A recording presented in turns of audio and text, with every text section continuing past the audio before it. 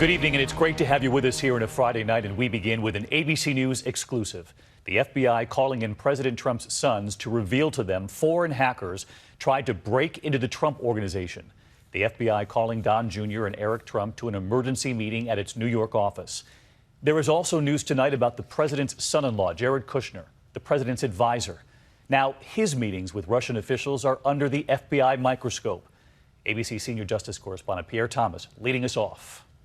Tonight, law enforcement sources tell ABC News President Trump's eldest sons were summoned to an emergency session at the FBI's New York field office earlier this month.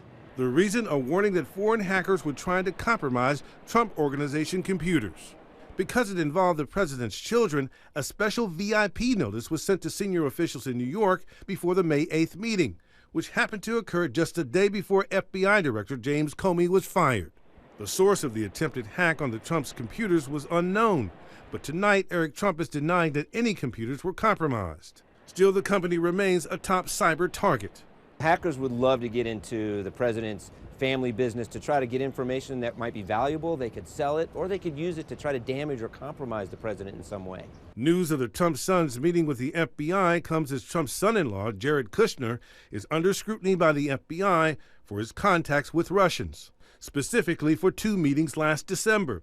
One between Kushner and the Russian ambassador, which included former National Security Advisor Michael Flynn, who was fired for misleading the White House about his Russian contacts. And a second meeting between Kushner and the head of a Russian bank with ties to the Kremlin, that bank under U.S. sanction.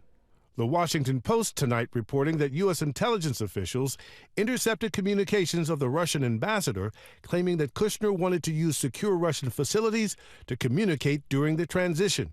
ABC News has not independently confirmed this report.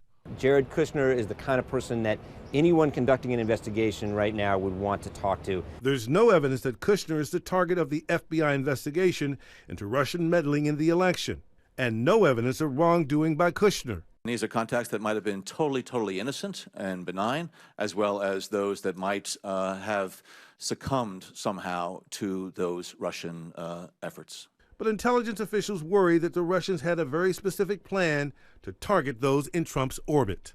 So let's get to Pierre Thomas live at the FBI tonight. And Pierre, your sources saying right now, no evidence of any wrongdoing by Kushner, but great interest from the FBI to learn what Kushner knows from those meetings.